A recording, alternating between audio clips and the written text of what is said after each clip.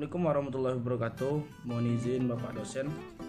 Mohon izin memperkenalkan diri, nama Amal Ghifari, NRP 57211113 Prodi Teknologi Penangkapan Ikan kelas B. Di sini saya akan menyampaikan beberapa materi, yaitu tentang VMS atau Fishing Monitoring System. Baiklah, saya akan masuk ke dalam pembahasan.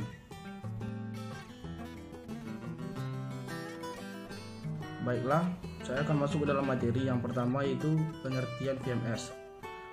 Diterjemahkan dari bahasa Inggris, VMS yaitu Visual Monitoring System adalah istilah umum untuk menggambarkan sistem yang digunakan dalam penangkapan ikan komersial untuk memungkinkan organisasi pengawasan lingkungan dan perikanan melacak dan memantau kegiatan kapal penangkapan ikan. Mantan Menteri Kelautan dan Perikanan Bu Susi Pujastuti mengungkapkan, VMS merupakan salah satu sistem pengawasan kapal yang dimiliki pemerintah saat ini untuk memantau pergerakan aktivitas kapal perikanan berbasis satelit. Visual Monitoring System atau juga disebut dengan pemantauan kapal perikanan (SPKP) merupakan salah satu sistem pengawasan kapal perikanan berbasis satelit untuk mengetahui pergerakan dan aktivitas kapal perikanan, yaitu memantau kapal perikanan ukuran lebih dari 30 GT yang beroperasi di perairan Republik Indonesia dan laut lepas. Baiklah, masuk ke materi kedua, yaitu cara kerja. Cara kerja dari VMS yaitu pemantauan kapal perikanan. Sistem ini menggunakan komunikasi berbasis satelit dan data akan diterima transmitter yang terpasang di kapal perikanan dengan ukuran lebih dari 30 GT.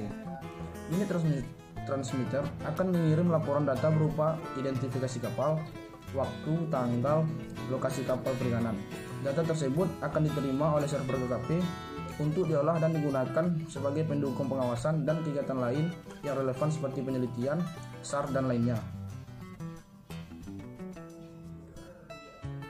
Yang kedua yaitu web tracking. Web tracking adalah aplikasi yang digunakan untuk pengusaha atau pemilik kapal untuk mengetahui pergerakan dan aktivitas kapal perikanannya, antara lain posisi kapal, kecepatan kapal, alur lintasan atau tracking, dan waktunya.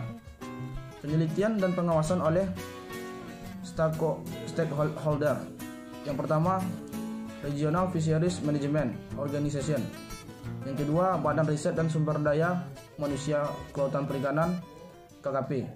Yang ketiga, Ditjen Perikanan Tangkap. Yang keempat, Ditjen Perikanan Budidaya. Yang kelima, TNI Angkatan Laut. Yang keenam, Polair. Yang ketujuh, Bakamla. Setelah mengetahui cara kerja, kita akan memasuki tujuan diselenggarakannya VMS. Adapun tujuan diselenggarakannya VMS adalah yang pertama, memonitori posisi kapal perikanan yang sedang melakukan penangkapan atau pengangkutan. Yang kedua, mempercepat informasi kegiatan dan hasil penangkapan. Yang ketiga, meningkatkan ketaatan dan penegakan hukum. Yang keempat, menunjang fungsi sistem pengawasan berbasis masyarakat atau Siswasmas. Selain untuk mengetahui pergerakan kapal-kapal perikanan, VMS juga memastikan kepatuhan kapal perikanan terhadap ketentuan-ketentuan yang berlaku. Setelah mengetahui tujuan, kita akan masuk ke dalam materi, yaitu fungsi keberadaan VMS.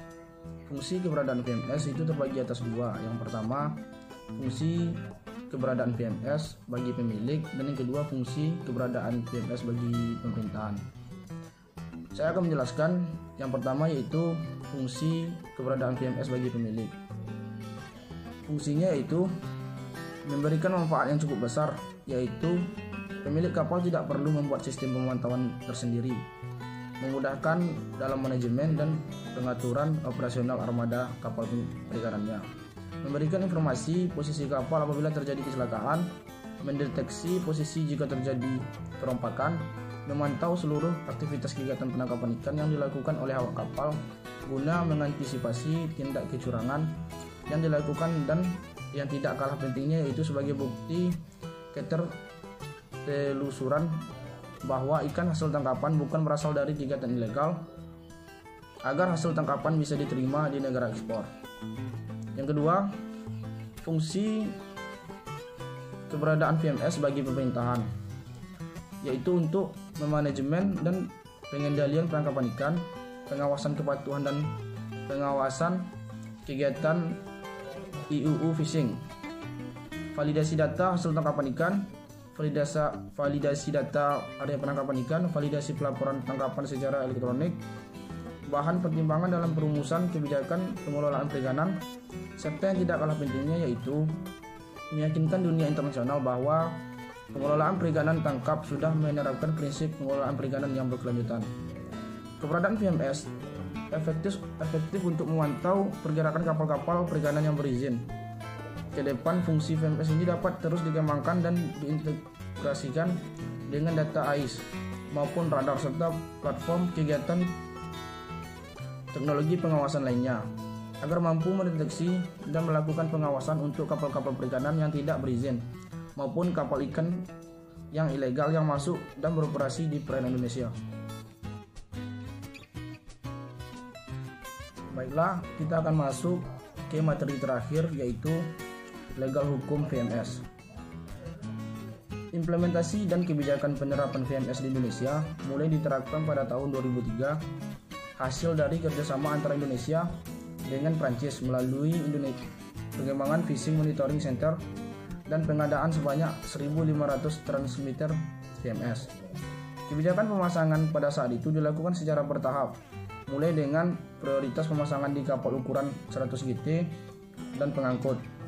Selanjutnya diperluas untuk ukuran lebih dari 60 GT dan wajib pasang untuk ukuran lebih dari 30 GT dengan penyediaan VMS yang masih tertutup atau terbatas.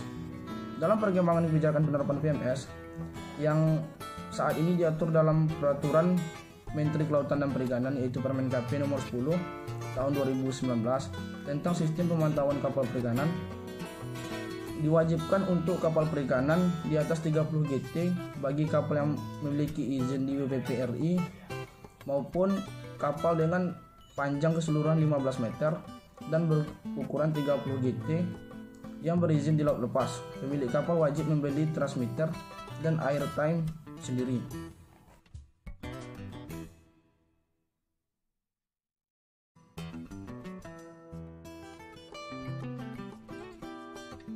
Baiklah, itulah tadi beberapa poin-poin penting dari penerapan VMS.